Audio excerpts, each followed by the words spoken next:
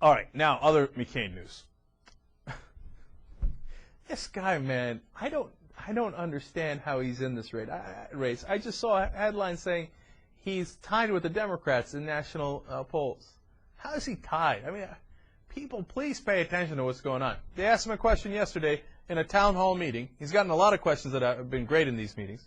And they said, do you reject the Bush doctrine of preemptive war? Okay?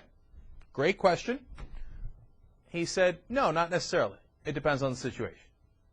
So he won't rule out another preemptive strike on another country. Cuckoo for Cocoa Puffs. Another preemptive strike, another one, against a country that didn't attack us. He won't rule it out. Now he says, oh, it'll be, dire circumstances. I don't want to do it, but if I have to. Yeah, I know. That's exactly what Bush said about Iraq.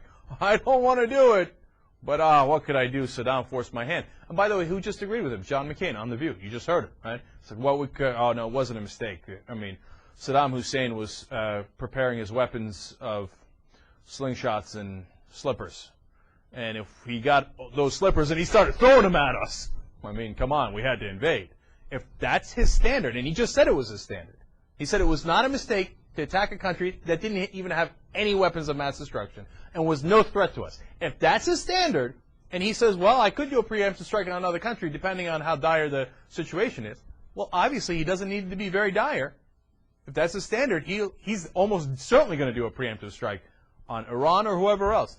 You'd have to be nuts to consider, what kind of country are we living in?